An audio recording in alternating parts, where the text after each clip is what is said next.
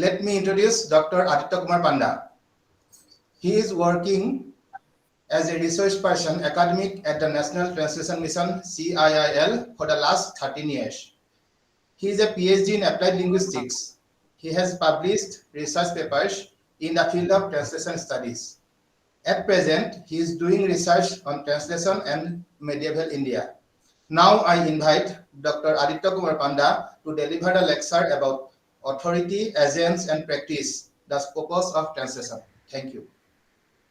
Welcome to this 2 week, training program. And I'm happy, we again, we started this training program. I congratulate the organizing team, and I also, appreciate and I congratulate National Translation Mission, our officer in charge, Dr. Tariq Khan. Because of his initiatives, actually, things are moving on and revived, we can say. There is a revival, and at the same time there is, there are new things coming up. Thank you, sir. Okay. uh, I think this is the seventh day of the program, and you most of you have learned a lot, I think, on translation and translation studies, aspects of translation, principles of literary translation, things like that. Okay. Today, what am I going to do? Hmm? I will be touching some portions in the field of translation or in the field of translation studies, those portions which are actually I categorize as non-linguistic factors. Okay. And if you look at my topic, if you look at my topic, it is an authority, agents, and practice, the scopus of translation. You must have learned a little, I can say, on theories of translation, how translation studies as a discipline developed. I think after lunch you have a session on translation studies, and some of our professors and scholars might have discussed with you the development of the theoretical development in the field of translation studies. Today I will be taking up one theoretical a movement from the field of translation studies, that is the scopus of scopus theory. Okay. uh, it is sounds to be a jargon, but it's not a jargon. It means purpose. Okay. The purpose of translation. What is the purpose of translation? What is the aim of translation? What is the goal of translation? Okay. This, by looking at the word, by hearing the word, you may feel that, oh, something is scopus. What is that? But it is nothing but purpose. Okay, so let's start. I will have a lot of questions. Actually, I always prefer interaction, you know, and I feel, had we met, somewhere, physically, or that, instead of virtually, things would have been more interactive. Okay, but I will try my best to be more interactive, and I will try to minimize the jargons from the field of translation studies. I have a lot of questions for you to think, to wonder, to ask yourself, to analyze, your thoughts, to channelize your, you know, thoughts. Hmm?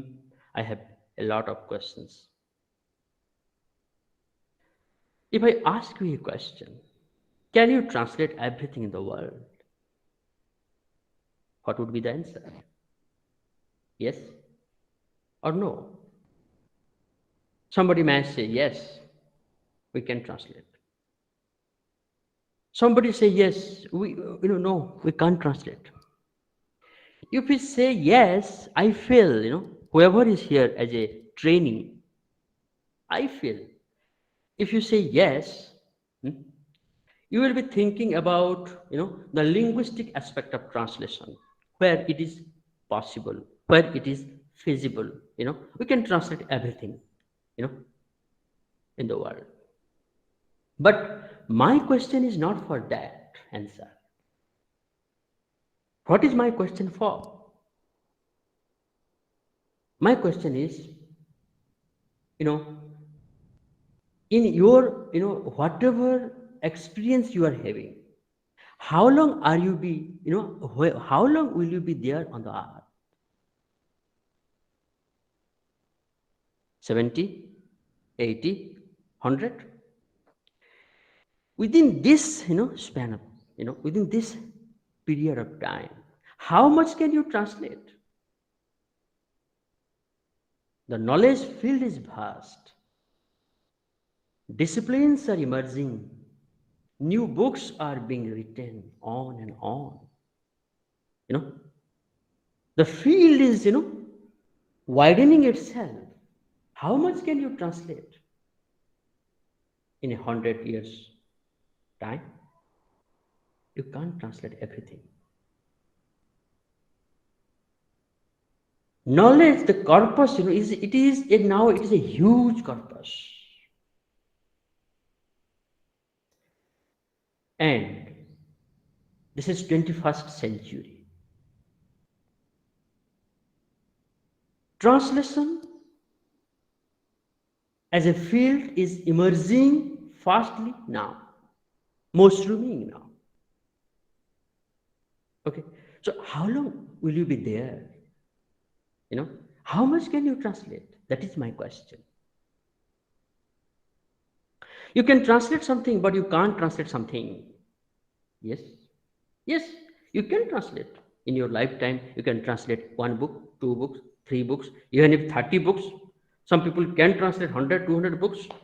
But how far can you go? Knowledge is infinite. Fields are emerging. Books are uncountable, isn't it? That is actually the possible answer that I am looking for if I am asking this question to you. The next question, what causes the untranslatability? Why can't I translate? Yes, if I am there, alive, I can translate many things, right? Other than that, what causes the untranslatability? What do you think?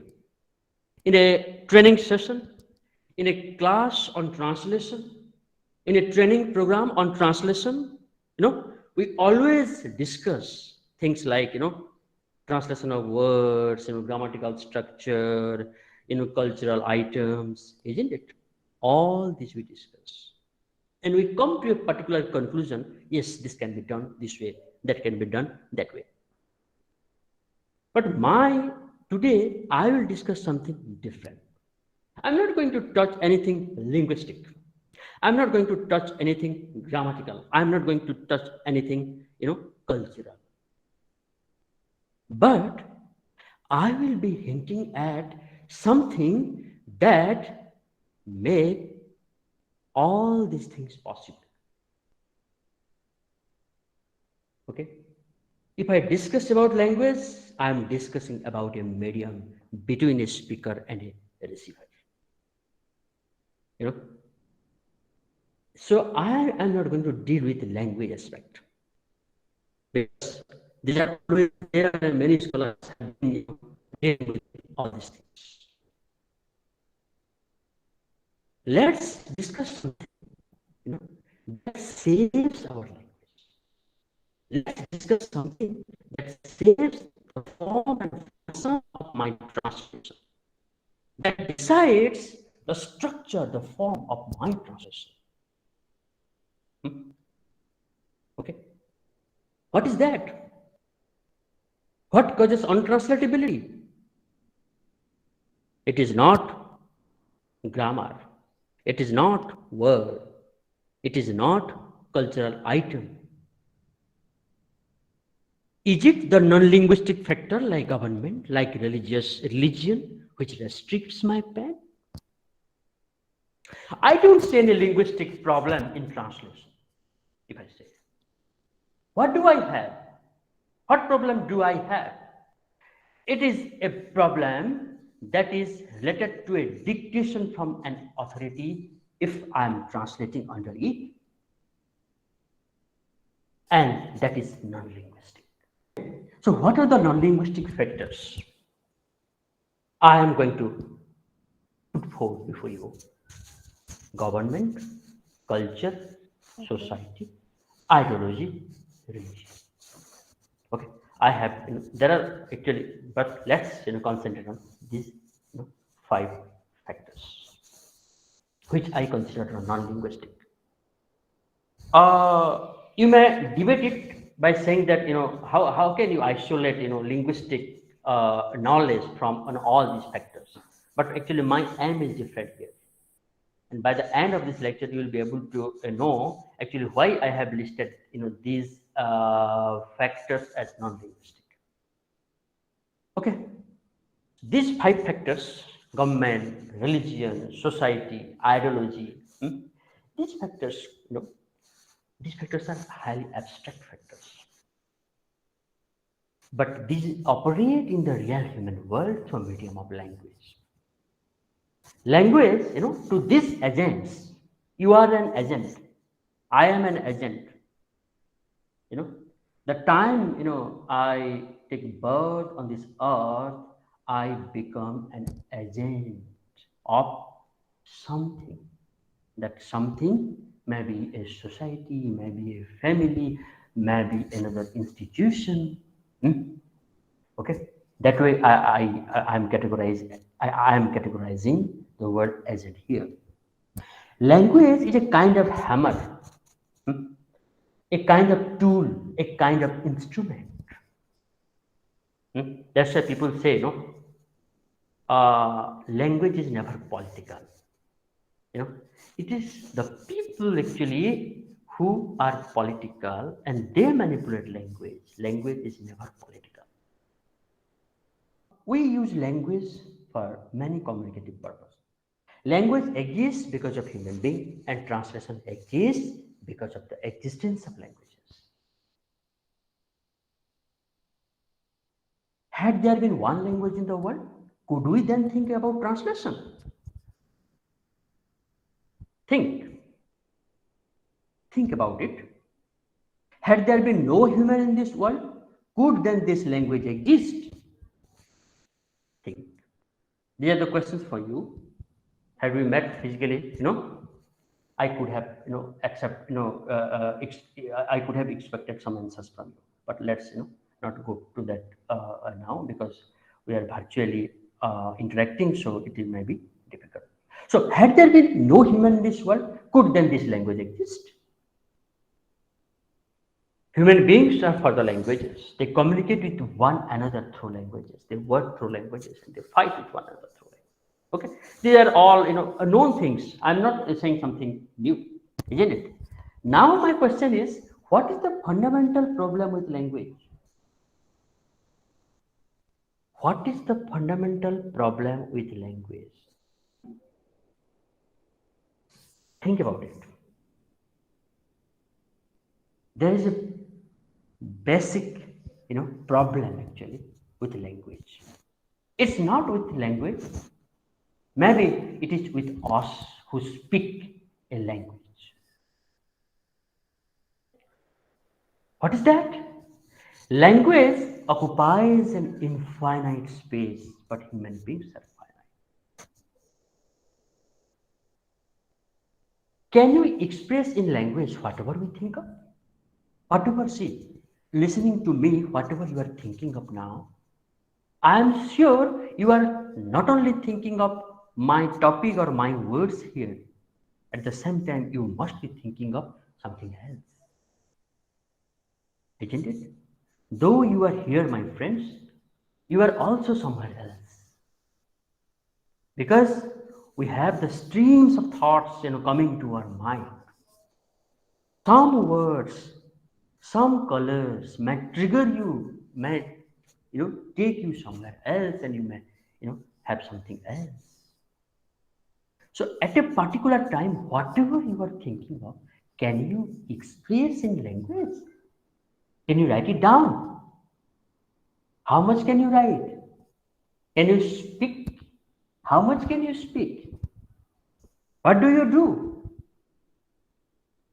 What do you do before speaking or before writing? You think infinitely.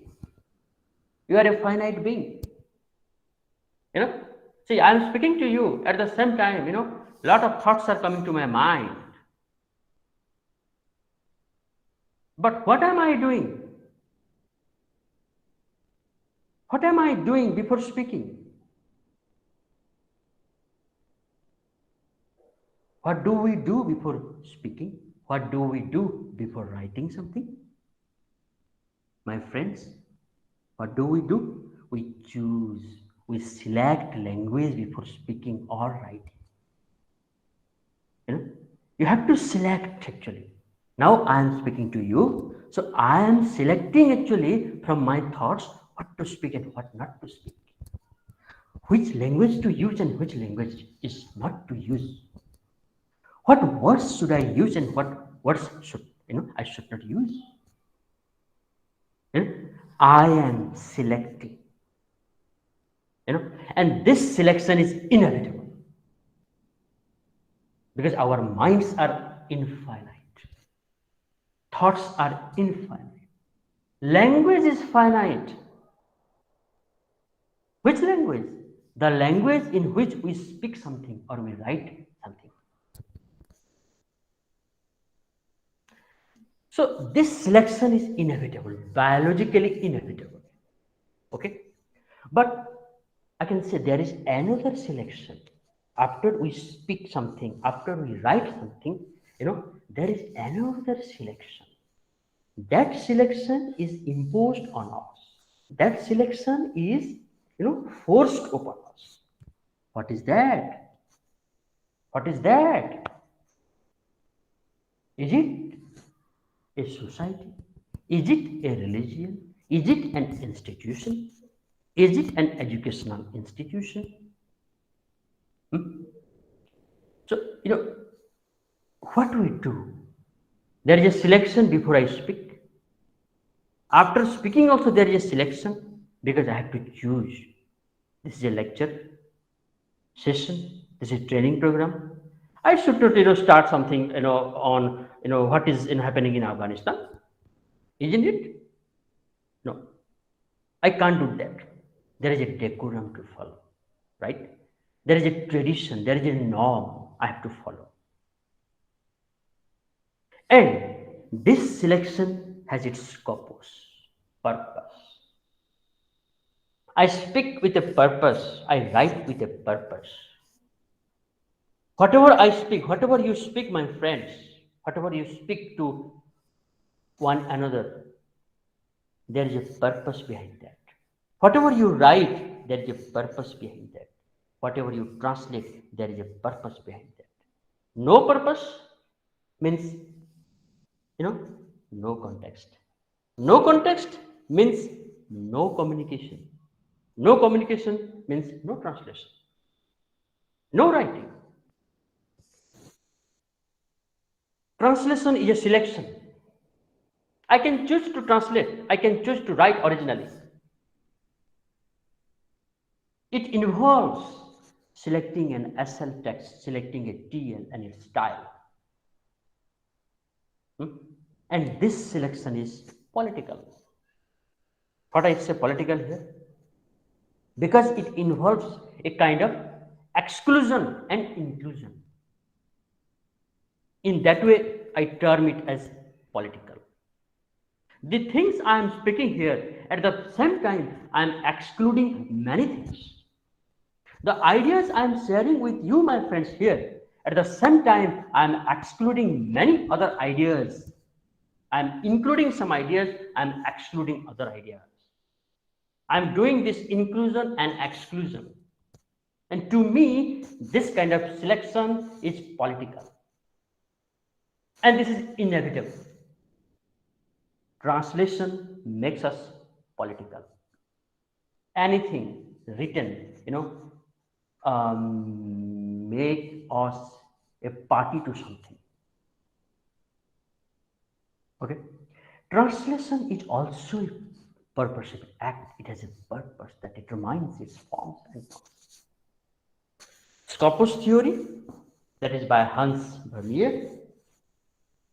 That's a Greek word. And it means purpose, I have already told you. And that purpose determines the goal of any translation. Why do we translate?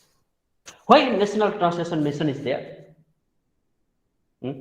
Why National Translation Mission is into the translation of knowledge texts prescribed in UG and PG level? There is a purpose. There is a purpose. And that determines what to translate, for whom we translate. What to translate? Translate for whom? How to translate?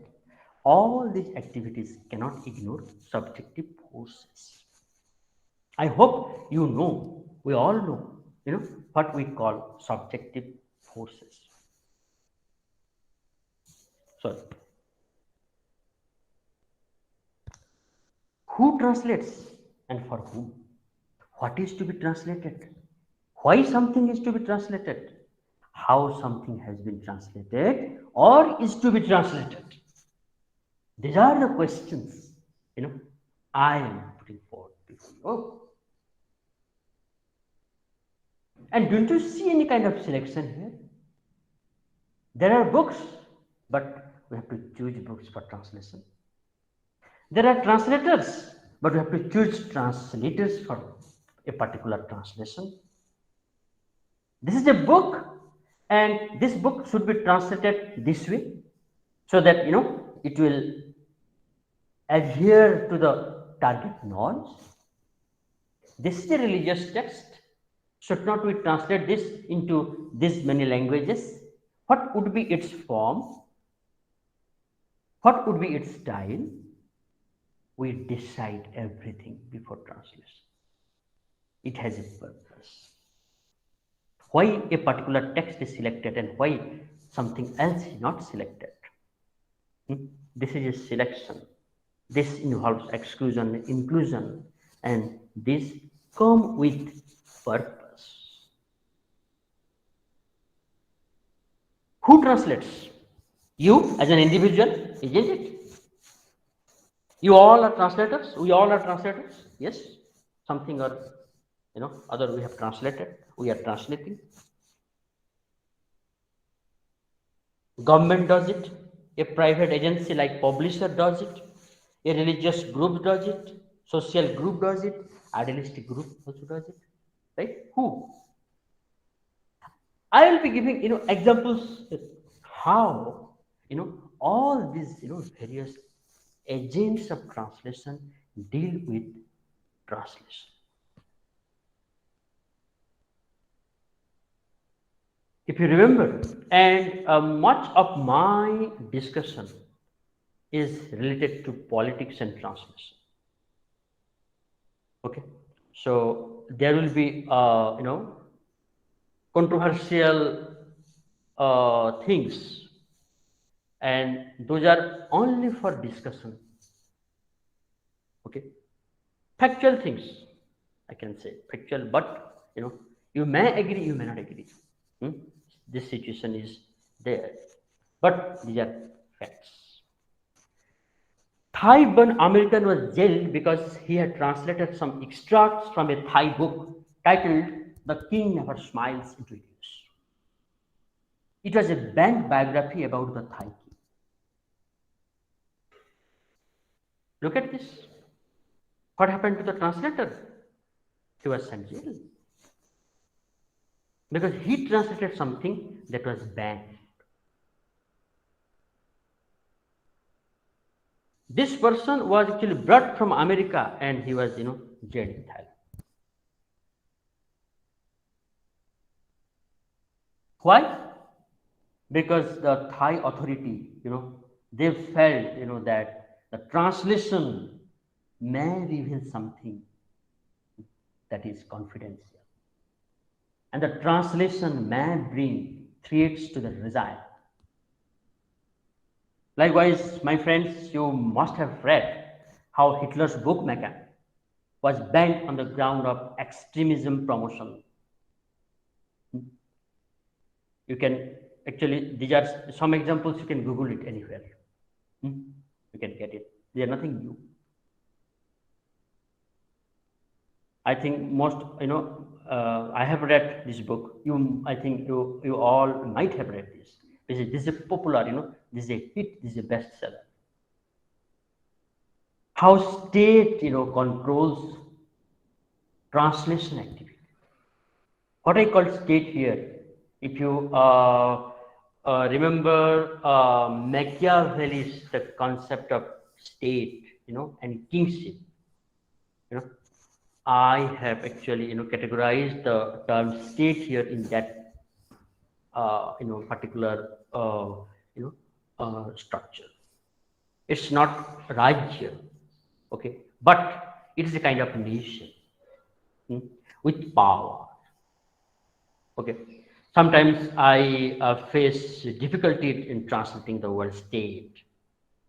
Hmm. Sometimes when it refers to Indian state, we can easily translate as Bharatiya Rajya, right? But what I'm referring to is something different. It is broader than the political state. Uh, when another agent of translation that shapes the form and structure of your translation is publisher, publishing company. Okay, many publishing companies have been doing translation. In Penguin is doing, Oxford University Press is doing, many other publishers have been doing translation. I can give you one example, how the publisher, changes the structure of translation because of its intended scopes. Leo Tolstoy's Resurrection, you must have heard about this.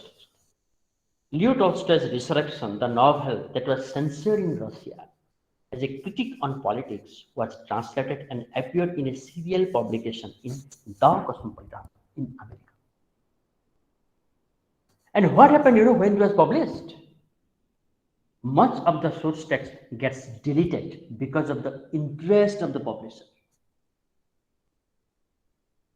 Because of the publisher had a purpose behind that, publication. This is done with intention. This text actually, Resurrection, it runs over more than 400 pages. And you'll be surprised when it was published in The Cosmopolitan, it was a serial publication, the number of pages was reduced to 25. It was translated and then the pages were reduced to 25. Why? Why, my friends?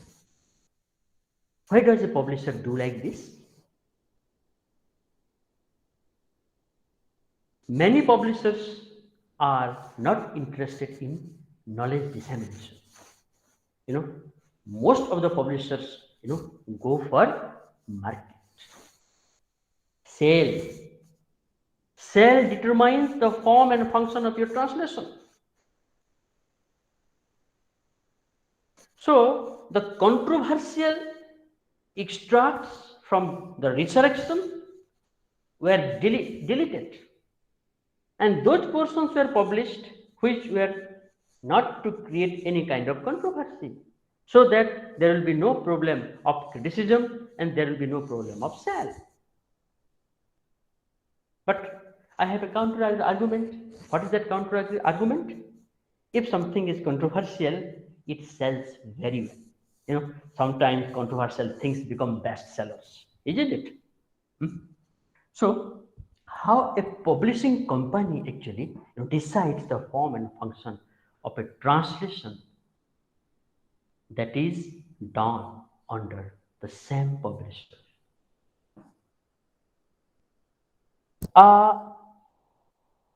The most important authority, the most important element that has shaped much of our translations in the world in many languages, that is religion. In most of the countries, religion and mostly religious texts have been translated more, and still religious texts are being translated more and more, and I think it will go on. I will give you 3 examples and I will move on. Am I audible to all? Hello? Yes, sir, you're audible, but if you can make it a bit louder, it will be more nice. Okay. Yeah. Yeah, fine. Okay. So, my here on this slide, my question will be, what is the most translated text in the world? The Holy Bible, for your general knowledge. This should not be a KBC question, but for your general knowledge, Bible is the most translated text in the world. And how, if you can imagine, the early translations of Bible into Indian languages, how were they? What was the structure? How were the Bible? How were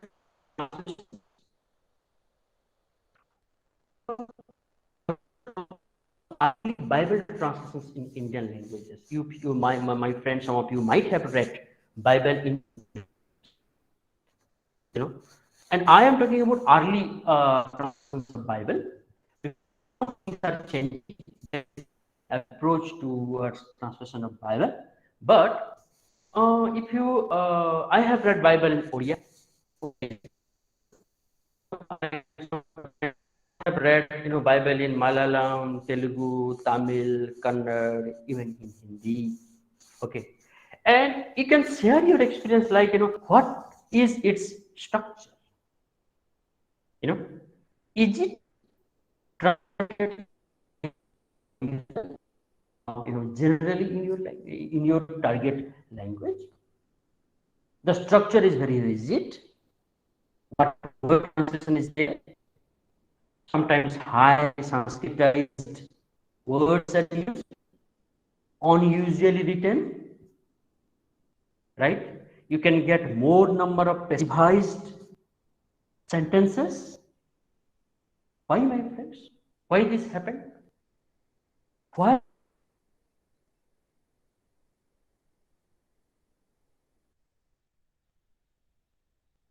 A Bible in India. Why? Because there was a dictation from the missionary. There was a dictation from the authority of church. They did not believe the translators, native translators. They did not have confidence, on the native translators. And they forced the native translators, to use, word to word approach, so that there will be no deviation from whatever they are, doing in English. The target text should follow it. And at the same time, the missionaries were afraid of, if they allow freedom to them, they may manipulate it. And if they manipulate it, they cannot control the power structure. The power structure may go away from their hands. That is why, we'll find a rigid structure, artificial concept.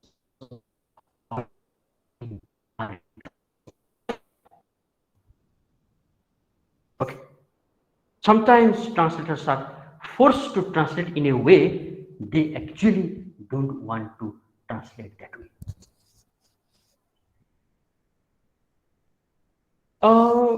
You might have heard about a recent, a court case about the translation of Bhagavad Gita as it is. The translation of Bhagavad Gita as it is, it is by Prabhupada Swami, and this is by ISKCON actually, and it was translated into Russian actually, and there was a controversy over the translation. There was a court case against the translation of the Bhagavad Gita, and it was highly controversial, and there were oppositions from India, many religious groups from India there was opposition. What was the issue? The issue was Russia actually, they have a list of books, list of banned books. Why books? Why there is a list of banned books in Russia? They have selected some texts and which they thought that would create, a kind that would uncivilize the power structure in Russia. That may pose a kind of danger for their regime, for their, administration. And they try to include Bhagavad Gita in the list of books that would promote extremism. And what is the issue? What is there in Bhagavad Gita that they interpreted in such a way that would cause extremism promotion? My friends, if you have read Bhagavad Gita in your language or in Sanskrit or in English, there are lines, where Lord Krishna is, saying to Arjuna, I am all in all. I am the creator and destroyer of the universe.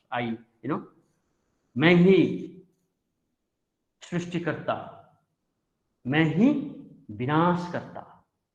He is saying that, so these kind of lines actually they, took and they felt, this kind of things may, create a kind of, threat to their own administration power structure. And even if some scholars who went to court against this translation, they try to prove, see, Lord Krishna from this book is a demon. Lord Krishna is an evil. He is saying, I am the destroyer. So they interpreted, they understood, these lines in that way. But it was discussed in depth. There was an in-depth discussion. There were arguments, and later, thankfully, the court dismissed the case. And the way they were thinking about Gita, the court had to change their mindset. And at last it was accepted. Another religious text, I can also cite an example from another religious text, that is the Quran. Quran has been translated into, English and even in other world languages. I have cited one example of Quran that is a recent translation, and the translation is done with a feminist perspective by Dr. Bhaktiyar.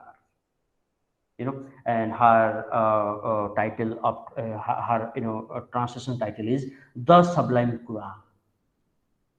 She gave a feminist approach, a feminist perspective, to the translation of Quran, and deliberately, intentionally, she changed, many words. And what was her argument? I can, cite one example here. There were terms in the traditional translations of the Quran where the translators would have chosen, some other alternatives, synonyms, instead of what they have chosen. Actually, she is very staunch critic of male-dominated society, and mostly, the way they interpreted, the way Quran has been traditionally interpreted by male translators, male interpreters, where they particularly used some words that were not in favor of women in Muslim society. I can cite one example here from this translation only, Bhaktiyar's in the Sublime Quran. There is a line, and it's English version I can say here. I can't, speak Arabic, and I can't, utter it here. If a wife is loyal, if a wife is not,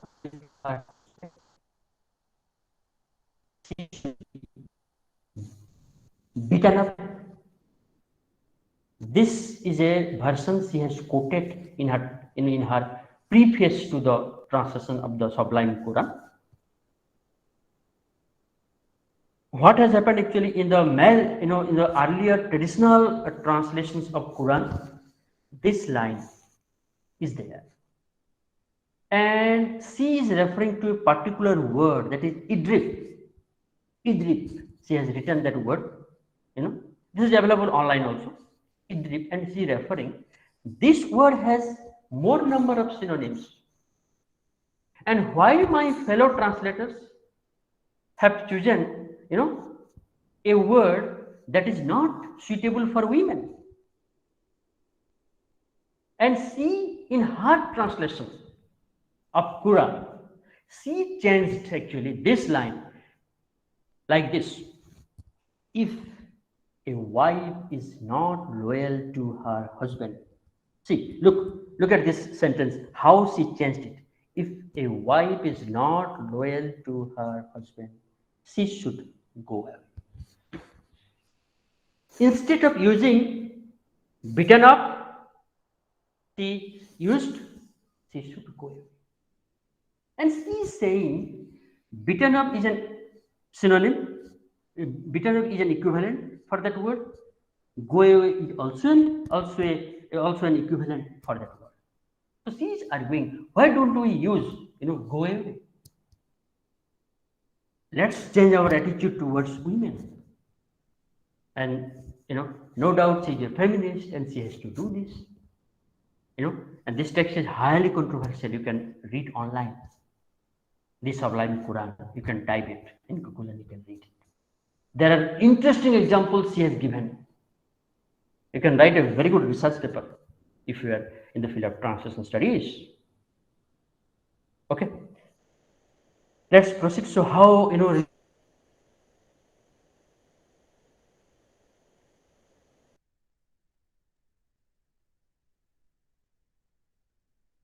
a particular shape from these translations we came to know. Okay. Then you must have read this news actually. It was coming some years back. How religious sentiment also control the structure of translation, what to use in a particular translation, when what not to use in a particular translation. Religious sentiment also controls and shapes it. Some years back, Pakistan banned the use of the English translations of the Arabic terms like Allah as God, Rasul as Prophet. They claim that the English does not have as many equivalents as the Arabic does. So in their English translation of religious books, masjid will be masjid, not mosque. Allah will be Allah and Rasul will be Rasul.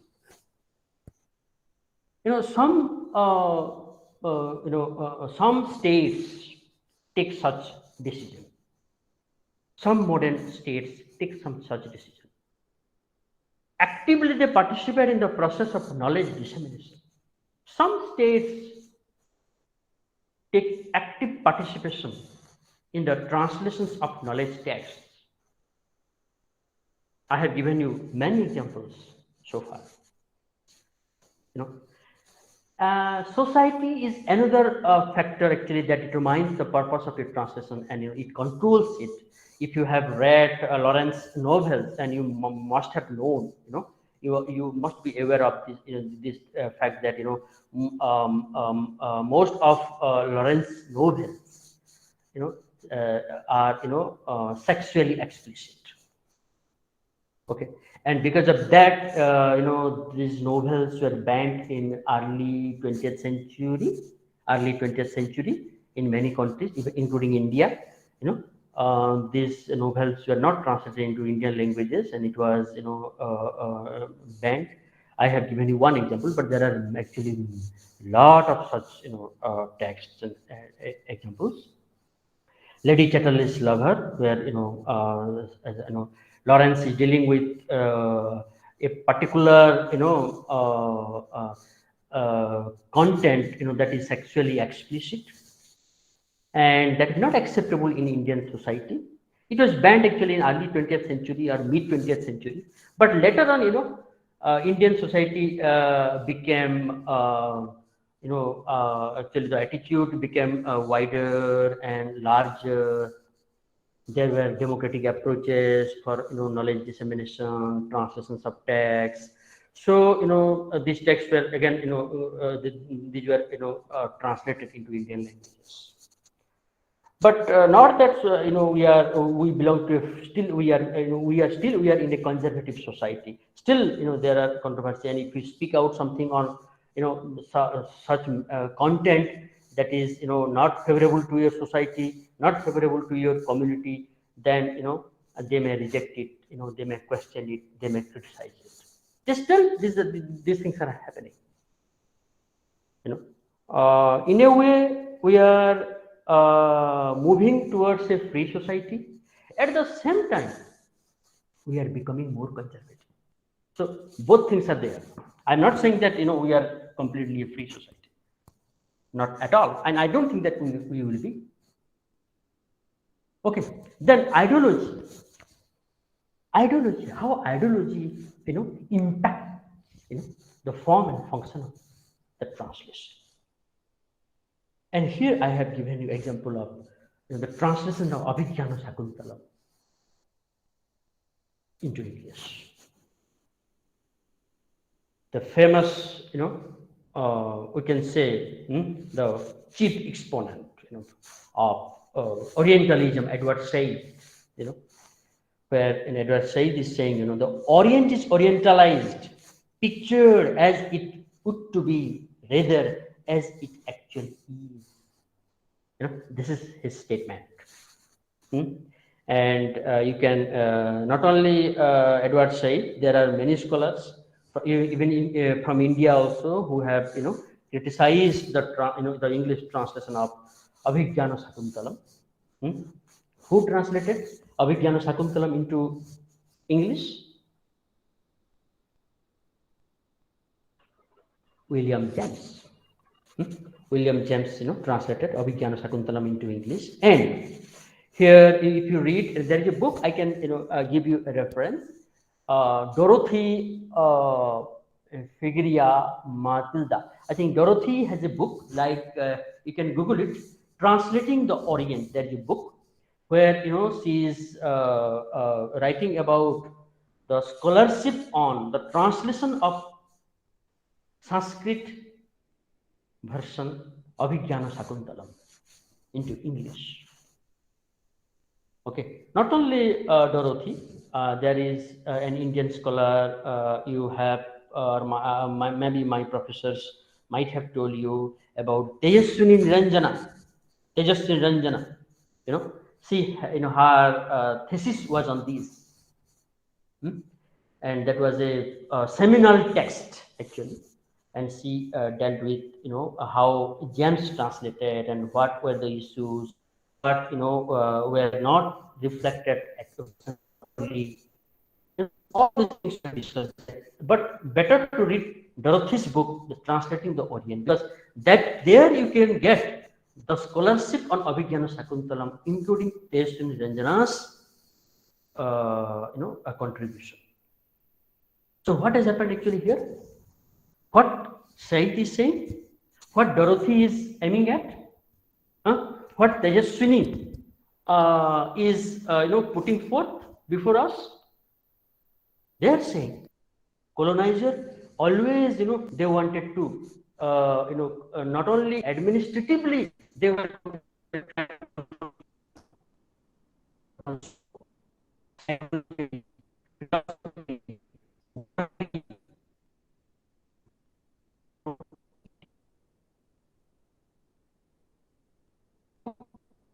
the knowledge system of a society, then you are having a permanent controlling over that society.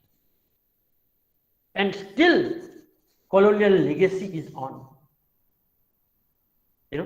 Let's not go to that debate because that will be another class actually. Another ideological factor, I have cited example of communism and translation. Have you heard about index translation? UNESCO has prepared a huge database, that has information on published translations across website, and go through index translation. From an analysis on the index translation published by UNESCO, it is found that the number of translation of Western European titles had increased in the form of communist countries after the fall of communism. Remember this. And it had decreased among communist countries. See? Read this report. This report is there, and this is from their website only, and from this index translation, analysis of index translation. Communism had suppressed the translation of the texts related to philosophy and religion. Sorry. Okay. As we are discussing, many agents of translation where state is involved, a particular society is involved, publishing company is involved. At the same time, there is a particular attitude actually towards language. There's a kind of language purism, in many Indian languages, there is a kind of purist movement in the reformation of, languages. Some languages like Tamil and Chinese resist the process of borrowing from English. I can cite many examples because we have been dealing with, such translations in NTM, and we have been attending, organizing many workshops and seminars here. And we, Tamil scholars, they have been discussing, and we are, getting data from Indo-Aryan languages, Dravidian languages, and trying to figure out actually what is happening in these languages. So suppose I can give you an example. Suppose there is a word computer, and in Hindi its equivalent is Sanganak, right? They have coined this term, and and this term, if you look into the use of this term, the frequency of use is less, among Hindi users for Sanganak. But everybody knows what is computer. Everybody uses computer. Okay. But there are languages, where they coin the term and they use it frequently. And the term comes to currency. Like I can cite example from Tamil and Chinese. You will be surprised to know there are, Tamil words they have coined for mouse, download, upload, for such terms also. They have coined and they are using frequently. And they have brought the translations of these terms into currency. The same thing is happening in Chinese. But in many languages, this may not happen because there is a purist force. Actually, we have two groups. One is the purist one, the conservative one, and the other one is the liberal one. Let's divide these groups like this. In my language, Odia, if I coin a term for mouse and start using, my Odia users, they may laugh at me. They may not use it. Not only in Odia, in Bangla. What are those, Dr. Aditya, what are those? Could you please tell me or inform us? What I am saying is, suppose the word, if you coin a word for mouse, if you, give an equivalent for mouse as Musa, nobody will accept it. People will laugh at it. But look at the Tamil example. They have coined a term for mouse. I may not be able to, pronounce that word in Tamil. Okay, but they are using it. In many Indian languages, these things are there. Good thing is, government has been taking steps actually to bring, a terminology in all disciplines. Odisha State Textbook Bureau has taken initiative to bring out around 50 glossaries they have brought out. Commission for Scientific and Technical Terminology, New Delhi, they have been actually, bringing out, terminology, Hindi terminology, and they are helping other states to develop terminology in their respective languages. There are actually, a lot of such examples. Suppose there is, see, not only actually language purism is a factor. There is another factor actually, how you coin a term. I can give you, many people give this example of switch, switch, SWITCH, switch. I will not cite actually in which agency actually and how they translated this word. This word was translated in a particular state by a particular group of people as Vidyut Agama Nigama Niyantrana Yantra. Excuse me, sir. Sorry for interaction, but your time is over. So can you please try to make it conclude? Yeah. Sure, Adapro. I am moving fast. Okay.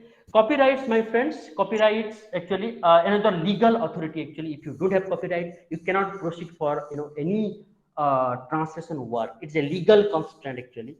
And if you do translation for National Translation Mission or National Book Trust or Sahitya Academy, all go for a particular agreement with you. Without agreement, you may not be allowed to translate.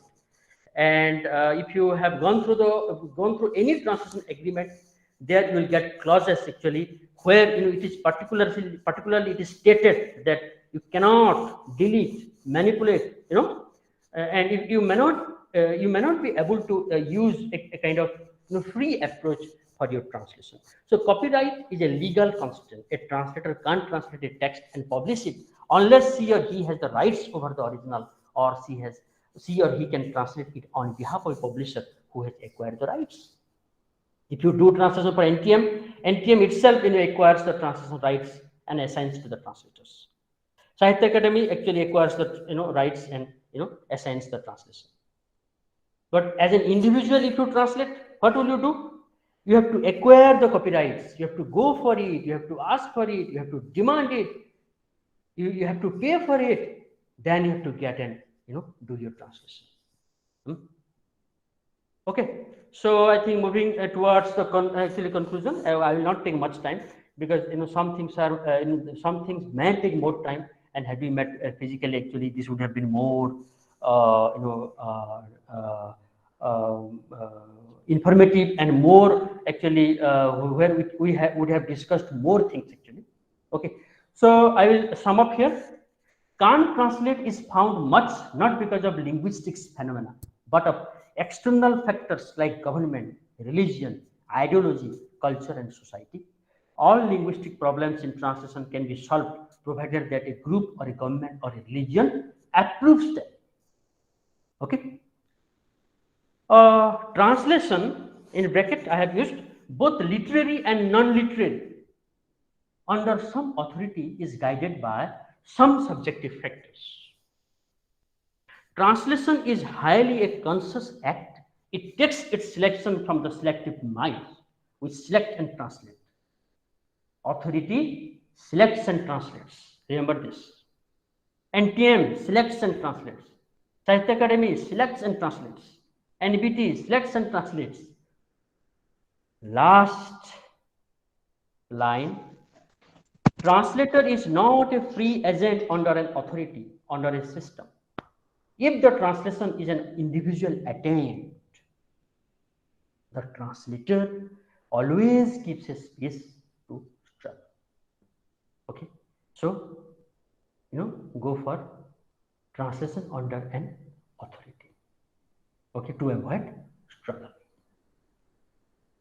Okay, thank you all. I will conclude here.